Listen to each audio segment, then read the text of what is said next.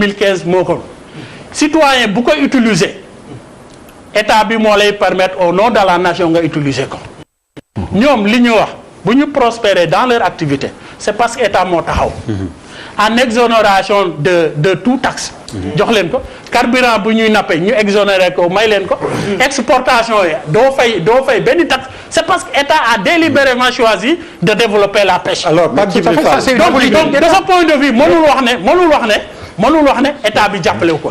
par conséquent mais qui a parlé de ça? Moi je n'ai pas parlé de ça. Moi j'ai dit on a une ressource nationale. C'est vous qui avez parlé. J'ai dit c'est vous qui avez parlé. Il a parlé de développement de privé.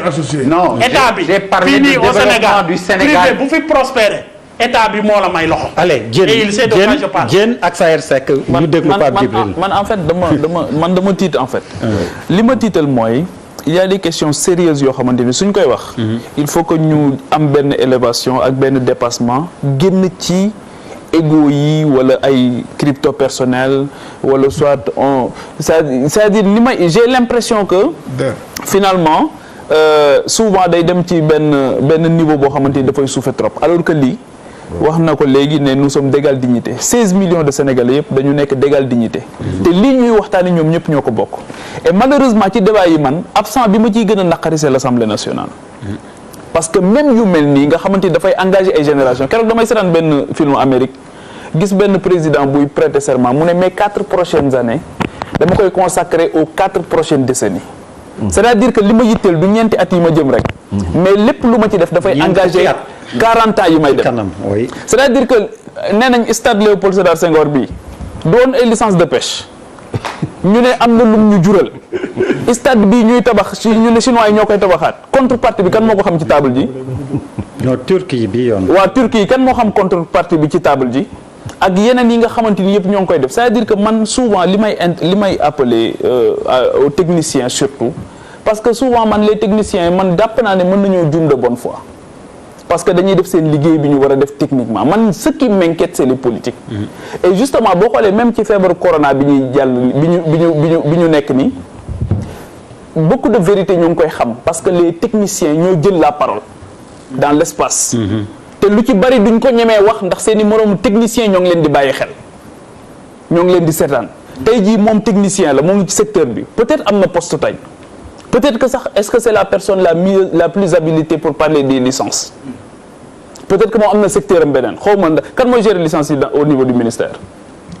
licence yi. waaw c'est mon licence yi ministère bi moo koy gérer. kan moo koy gérer le président de la commission c'est la direction des pêches maritimes. waaw donc tu vois finalement da ngay gis ne dañuy am yeneen problème yoo xamante ni muy dugg ci problème mais ak lu mën di am man dama jàpp ne problème lu mel nii waruñu ko bàyyi entre un groupe.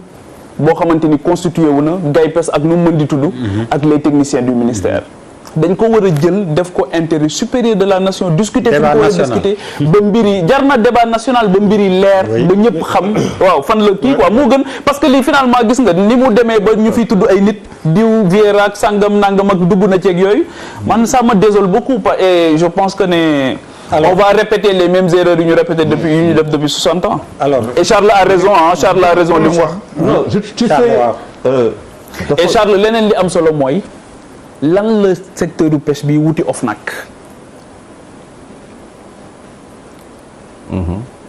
amul dossier bu dem OFNAC. si. wax na léegi ne bi ñu bëggee def pavillon bi audit bi dem na OFNAC. c'est-à-dire que à partir du moment ñuy jaabante OFNAC ak fii rek c'est parce que y a un problème. Charles vraiment en 2 minutes. gis nga Pape Djibril les gens surtout sur des mots et il y a des faits plus graves. non ban fini. ñu ngi toog ci ay mots il y a des faits graves dama fi dégg sànq loo xamante ne mënul dugg sama bopp. dëkk production moo koy yor destiné à l'exportation bu fekkente ne yow satisfaire nga sa autosuffisance. mooy les pays riches ñoom ñëpp dañuy exporter ñun. lu ñuy def yëpp importation la donc bu ma toogee mu am ñoo xamante ne dañuy exporter c'est des rentrées de devises mais bien sûr que dafay dem ci ay poches mais état tam daf siy gagner xaalis ça rentre dans son PIB dafa am ay affaires yoo xamante ne jarul sax ñu koy wax chaque fois bu ñuy toog di expliquer dañuy ne la faiblesse de notre secteur privé fii moins de 40% de notre économie le Sénégalais yor ñeneen ñi ñoom ñoo ko yor ci kaw. Quand bu ñuy wax société de droit sénégalais on sait comment ça se passe da ngay ñëw fii nga créer sa société et les de droit sénégalais fa la yem mënatuñu continuer loolu tey dans la pêche et wax na ko fi sànq kii nee na sànq ñu ngi lekk jën mën na leen tous les jours ñu ngi nappi ça doit nous parler parce que jën dafa baax si déjà je veux dire dans la formation nutrition ak lépp pour xale pour mag ak lépp vous imaginez que nos enfants am na ay xale yoo xamante ne mosul lekk coof dans ce pays là est-ce que vous le savez ça il y a des enfants qui n'ont jamais mangé de coof dans ce pays là c'est normal ça 700 kilomètres mënuñu lekk coof. Vous pensez que c'est normal de rentrer dans un restaurant ñu lay dee ay cof yi mu toogee je dis mais attendez et le mot est trop faible encore le mot bordel est trop faible pour dire ce qui se passe dans est-ce que vous savez combien Charles n'insiste pas oui si tu veux s'il te plaît vous savez que non déglu ma ça l'a heurté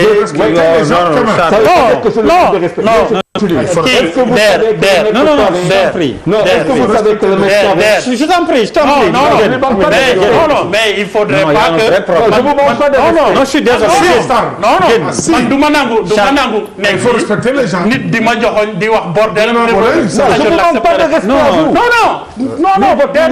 mais Diène ne se sent nullement concerné. non c'est ça s'il te plaît non Charles s'il se sent concerné s'il te plaît waxoon moom non Charles je sais que waxoon mais comme il se sent concerné retire ça mu jeex vous n'êtes pas concerné c'est ça merci beaucoup est-ce que vous savez que dans ce pays le mètre carré ne doit pas dépasser 40 000 francs vous savez à combien on vend le mètre carré aux Almadies il y a une loi pourtant 1 million voyez comment on peut appeler ça est-ce que vous savez dans ce pays-là tey dans le Covid on se rend compte de notre suñuy garab sax France lay jaar parce que mënuñu ko contrôler fii c'est quoi notre souveraineté tous nos médicaments qui passent day jaar par France on me parle après c'est bien faw ñu taxaw fa laay wax c'est-à-dire quand je parle c'est-à-dire moi je suis devant un tableau boo xamante ne les gens viennent avec des grands principes toog di wax et tout mais ça waay amoo souveraineté monétaire amoo souveraineté pharmaceutique amoo benn souveraineté quoi. mais le corona va nous amener vers ça. le corona arrive c'est ça que je dis Diène fa laay wax ça veut dire que nous sommes arrivés à un moment boo xamante ne faaw ñu taxaw wax suñu biir faaw ñu taxaw wax suñu biir yaboy bi xale yi mënuñu continuer di ko lekk Sénégal di lekk yaboy rek. il a raison mais man d'ailleurs lu ma bëggoon yokk. parce que je te donne 30 secondes. 30 secondes, il y a pas de souci. Voilà. Birima, tu as beaucoup parlé, s'il te plaît, comme lui d'ailleurs. Non, parce que le gouvernement a sa copain.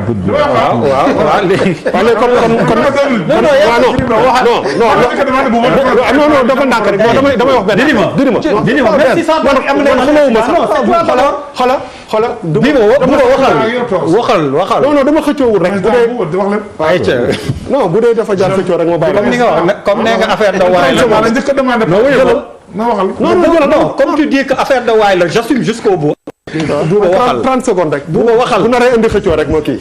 yow laa njëkk xulool mais yow laa mujj jubóol. acca non vraiment man non Birima yow. am na dara man fu mu ne di corona bi ma jàkkaarloo. moo tax yàlla effet de démocratie la li taxaw sama kanam bi wax fa dëgg yàlla du jàppante moom xaju fi. ku ma waay wax jërëjëf nañu jàkkaarloo ki ñu war a jàkkaarloo daan ko loolu am solo. en fait non man lu ma doon wax moom mooy dañu nekk si on est en 2020 li Charles doon wax léegi. dafa ne benn moment dañu war a taxaw. ñu ñëpp ñu taxaw ñu ne bon ok lan moo def France lan moo def Amérique lan moo def Chine. lan moo def dëkk yi ñun lan moo ñu war a def mais li ñu war a def yëpp nekku fi on ne peut pas être là état toog. secteur privé toog secteur privé bi ne la man 10% de li may def laay jaay biir Sénégal état ne ko bon man teggil naa la taxes yi may naa la possibilité ngay exporter mais bi nga xamee ni mënatoo exporter tuuti rek sama réew daf ci gis boppam. donc les 10% là état dafa war a teg pression ñoom ñiy exporter. réduire ça à peut-être 50% pour équilibrer un peu la consommation de ay jën ci biir Sénégal. parce que loolu mooy état tey jii dafa reconnaître que ni sénégalais lambda bi. amul accès ci jën. état non li mu wax. dafa reconnaître que ni. à cause de arrêt exportation yi amul sénégalais bi am na jën ça veut dire que yéen mënu leen nekk état war a privilégier le sénégalais di ko xañ au détriment d'un autre Sénégalais qui ne fait que exporter ki ngeen war a njëkk a jiital privilégié ko c'est le servir ko sur un plat c'est le Sénégalais donc yéen il faut ci biir coow li ngeen reconnaître si dara li Pape Djibril wax dëgg la mënuñu toog benn association buy def exportation ak état di xëccoo yan foog ni boo leen juboo rek la ñeen problème mu Sénégalais le problème des Sénégalais nekkul ci seen biir problème bi le problème des Sénégalais nekkul ci seen biir problème bi ngeen juboo ngeen ñàkk juboo en réalité li am solo ba am solo mooy que ci seen biir xuloo bi on s'est rendu compte que am na benn partie du Sénégal que vous avez oublié allez man je pense que foofu fi mu jeexal laay wax